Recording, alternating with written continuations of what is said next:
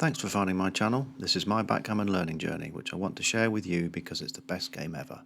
So let's go under the backgammon microscope. It sows some seeds of doubts in here. Can I cube? How many rolls have I got? 3 times 2 times... not many. I don't think I can keep that.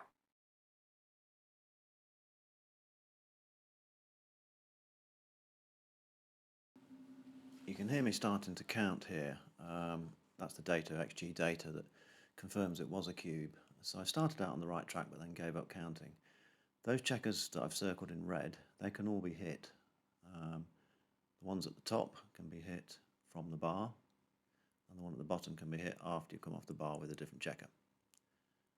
Now if we actually add them all up, and I did do that a minute ago, 19 rolls hit with the checker from the bar, and obviously more rolls also hit the blot in our home board, as I've just said. And in fact, of all these, 10 rolls will get to put 2 opponent checkers on the bar, which is very strong, either using our single checker from the bar or a combination of that one plus another.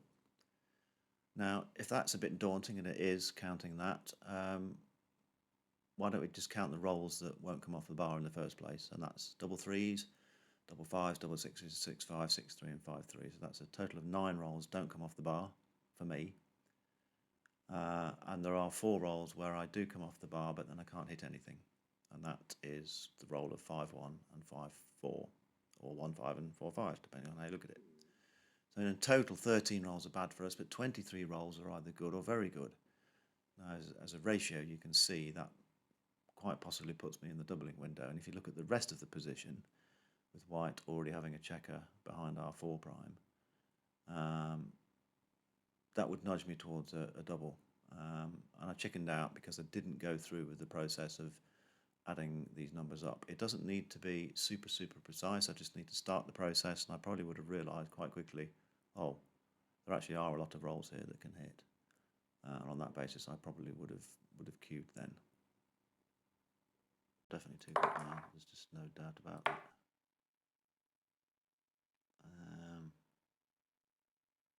Let's bring these checkers round.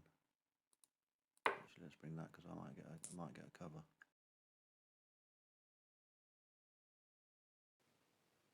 Okay, we're still in the first game, but I've got a good position here. I've got 3 white checkers on the bar. I've just rolled 3-2. I pretty much instantly filled the gap in. I did faff about with other checkers, and that's what I ended up doing.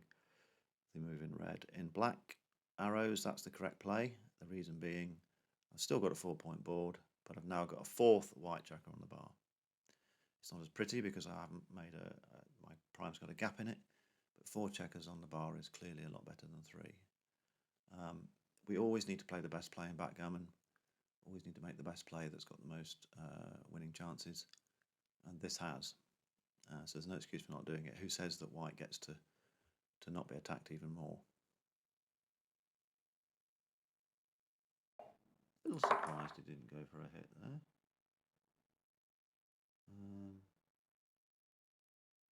If I take that anchor now, I'm just... oh, it's a nightmare. This is just a horrible situation. Can I make the bar point? I prefer that, to be honest.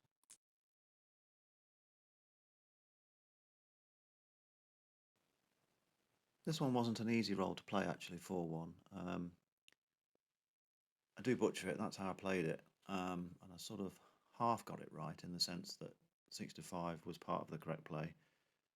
I haven't appreciated the situation, which is that white has basically escaped his back checkers. I think he rolled 6-5, 6-5, 5-5, something like that, and had already got a 30 plus pip lead. Me playing 24-20, that doesn't really do anything. It's sort of peeing in the wind, if you like. The real priority now is to prepare our front position. Start to get a better home board. We can faff about preparing the anchor, but it's not the priority right now. I sort of half got it right. I think I half sensed that slotting the 5-point made sense, but the 24-20 bit certainly doesn't, and I would have been better dropping one down from the midpoint to the 9-point.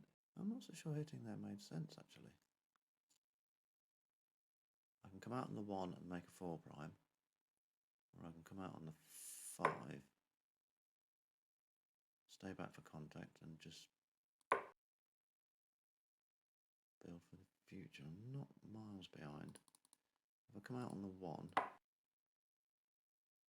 could be pointed on, I could be gammoned. I think I'm more likely to be gammoned if I do that.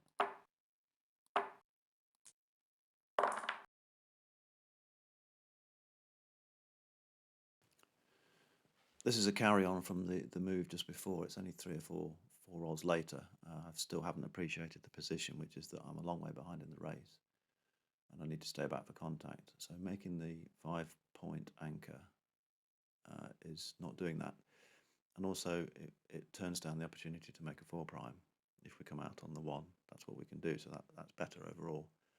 So the question I have to ask myself is, why have I created an anchor that white will find it easy to jump over? My race deficit is still significant here. And as you can hear on the video, it suggests that I seem to think that making the anchor is still staying back for contact. Well, it sort of is, but actually isn't really. It's not as effective having an anchor that shallow. White can just jump over me quite easily, and that's what white's trying to do. He's trying to run home because he's got a big race lead. I'm better off coming off on the ace point here, completing that prime, and then going from there.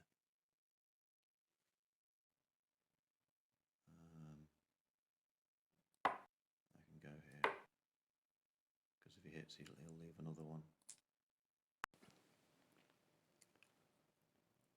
Okay, what's happened here is that by playing 20 to 14 with my 6, in fact 20 to 13, I went all the way to 13, I think I'm doing 2 things at the same time, which is leaving some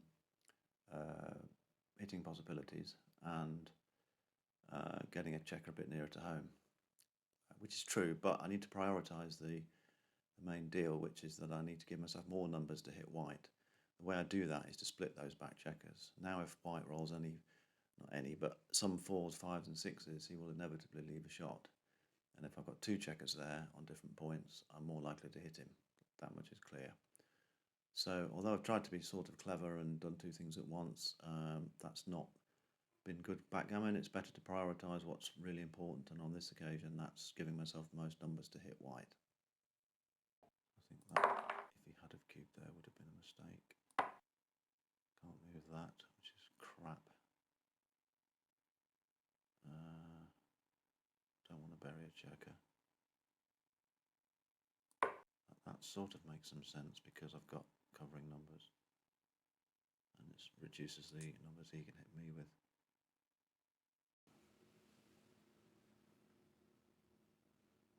Okay, this one is basically about, as the title says, fighting for the correct point. That's the position. I had to come off the bar with the 2 and then decide what to do with the 6. I played 9 to 3, trying to reduce shots, but I actually need to be much more proactive and play 13 to 7 and fight for that bar point. That bar point is much more valuable to me. Our priority here is to contain white's back checkers. That's the strength in our position. I mean, we're not in great shape. We're an underdog, but what we do have going for us is the potential prime that we could build here, and that's why the bar point is much more valuable to us than the 3 point. I mean, me slotting the 3 point to avoid shots is a bit crazy because it's not a point that's really going to help us much, whereas the bar point will do. It's worth taking the risk now to improve that position overall, instead of trying to make the 3 point, which doesn't do much for us. So think about where you're going to place your checkers, especially when one of your move is forced like this. You've got to get this right and put it in the right place.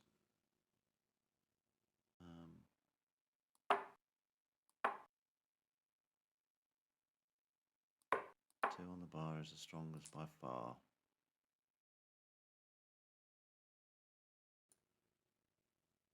So I've led myself down the garden path here by justifying a saying, which is 2 on the bar is the best by far. So I chose to hit loose and put a second checker on the bar. Problem with that is that by hitting loose, I've left that checker exposed. And by playing 20 to 18 twice, which is inflexible in itself, I've also given up an anchor. So a sort of series of small errors have added up to actually the 10th best play here, 0.181 blunder. Quite impressive to pick the 10th best choice, but I managed it. So the saying sort of put us off, put us down the wrong path as it was, just not looking at the position overall. XG thinks that the best thing to do is to make the 4-point. We do have a checker on the bar, so there is some sense in that. And the 18 to 14 play surprises me a little bit because that doesn't do a lot, but one thing it does do is it leaves that back anchor alone. Sometimes moves are complicated. This one I don't think is stunningly easy. There are quite a few plays you can make justifiably